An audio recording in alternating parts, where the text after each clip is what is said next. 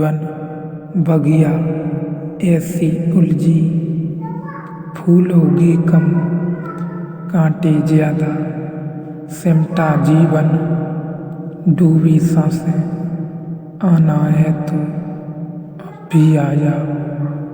तुमने कहानी सुनी होगी कि एक ब्राह्मण एक बकरी को खरीद कर लाता था।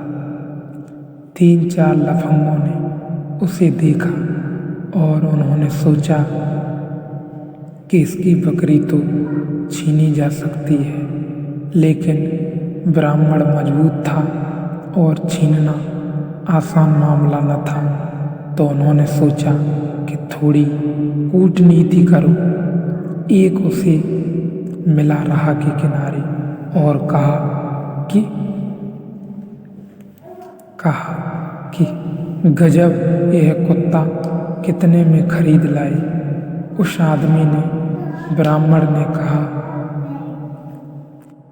कुत्ता अंधा तो नहीं है, पागल कहीं की, बकरी है, बाजार से खरीद कर ला रहा, 50 रुपए खर्च किए हैं। उसने कहा, तुम्हारी मर्जी, लेकिन तुम जानो, ब्राह्मण होकर कुत्ते को कंधे पर लिए हो, तुम्हारी मर्जी। भाई, मुझको तो कुत्ता दिखाई पड़ता है, हो सकता है मेरी गलती हो। ब्राह्मण चला सोचता हुआ कि यह आदमी कैसा है, मगर उसने एक बार टटोल कर बकरे के पैर देखे। उसने कहा, बकरी ही है।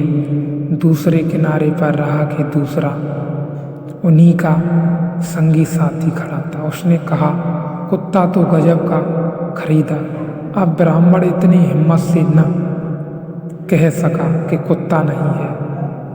हो न हो, कुत्ता ही हो, 2 आदमी गलत नहीं हो सकते। फिर भी उसने कहा कि नहीं, कुत्ता नहीं है।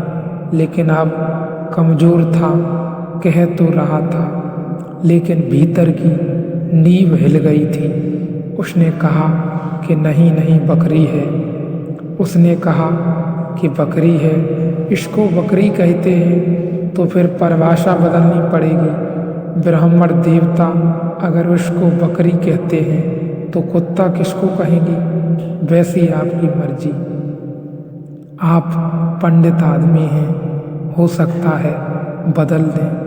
नाम की तो बात है, चाहे कुत्ता कहो चाहे बकरी कहो, रहेगा तो कुत्ता ही, कहने से कुछ नहीं होता। वह आदमी तो चला गया। ब्राह्मण ने बकरी नीचे उतार कर रख दी। बिल्कुल बकरी है, उसने देखा, बिल्कुल बकरी जैसी है।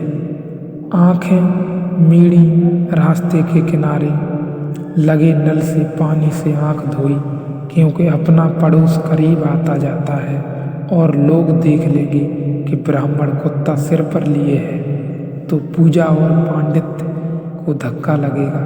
पूजा करवाते हैं, लोग न करवाएंगे, लोग पागल समझेंगे। मगर फिर देख दाख कर उसने सब तरह से कि बकरी है। लेकिन इन 2 आदमियों को क्या हुआ? फिर रख कर चला, लेकिन अब जरा डरता हुआ चला कि फिर कोई और न देख ले। वह तीसरा उसका साथी खड़ा था। उसने कहा कि कुत्ता तो गजब का है, कहाँ से लाए? हम भी बड़े दिन से कुत्ता चाहते हैं। उसने कहा, बाबा तू ही ले, अगर कुत्ता चाहते हो तो तुम ही ले लो, यह कुत्ता ही है, एक मित्र ने दे दिया है, इससे छुटकारा करो मेरा। वह भागा वहाँ से घर की तरफ कि किसी को पता न चल जाए कि कुत्ता इसने लिया है। आदमी ऐसे ही जी रहा है। तुमने जो मान रखा है वह तुम हो गए हो, और तुम्हारे चारों तरफ बहुत लफंगे हैं जो तुम्हें बहुत सी बातें मनवा रहे हैं। उनके अपने प्रयोजन हैं। पुरोहित समझाना चाहता है कि तुम पापी हो, क्योंकि तुम पापी नहीं हो तो पूजा कैसे चलेगी। उसका हित इसमें है कि बकरी कुत्ता मालूम पड़े। पंडित है, अगर तुम अज्ञानी नहीं होते उसके पांडित्य का क्या होगा?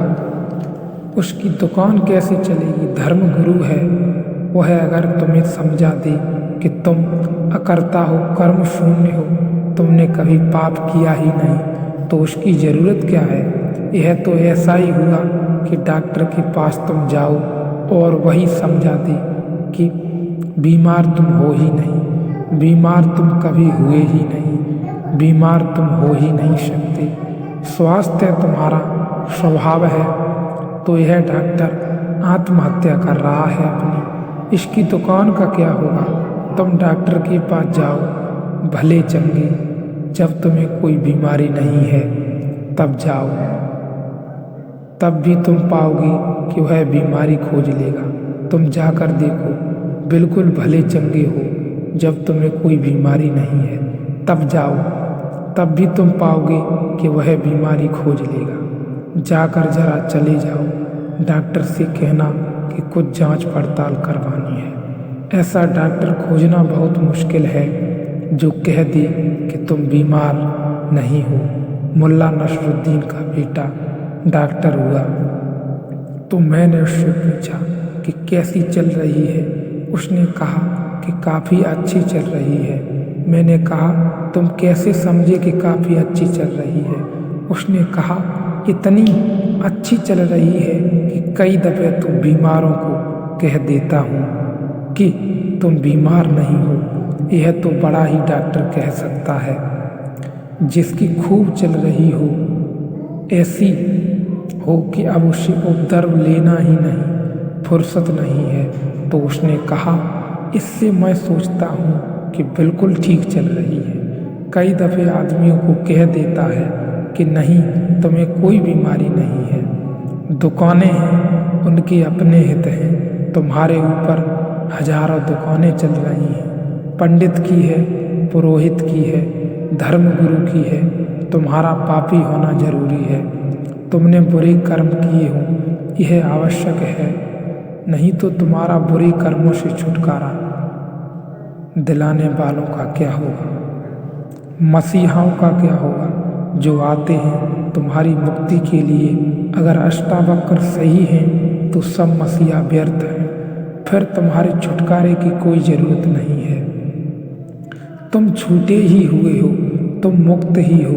अष्टावक्र जैसी भी कोई दुकान नहीं है। जैसे अष्टावक्र तुम्हारे साथ कोई धंधा नहीं करना चाहती, सीधी सीधी बात कह देते हैं, दो टूक सत्य कह देते हैं। तू निरपेक्ष, अपेक्षा रहित, निर्विकार, चित्त रूप स्वयं शांति और मुक्ति है। तू अगाध बुद्ध रूप क्षोभ शून्य है। तू अंततः चैतन्य मात्र में निष्ठा वाला हो। एक ही निष्ठा होनी चाहिए, मैं साक्षी रूप हूँ, बस पर्याप्त है। ऐसा निष्ठावान व्यक्ति धार्मिक है और किसी निष्ठा की कोई ज़रूरत नहीं। न तो परमात्मा में निष्ठा की ज़रूरत है, न स्वर्ग नरक में निष्ठा की ज़रूरत है, न कर्म के सिद्धांतों में निष्ठा की ज़रूरत है, न कर्म के सिद्धांत में निष्ठा की ज़रूरत है। एक निष्ठा पर्याप्त है और वह निष्ठा है कि मैं साक्षी हूँ, निर्विकार। और तुम जैसे ही निष्ठा करोगे तुम पाओगे कि तुम निर्विकार हो गए।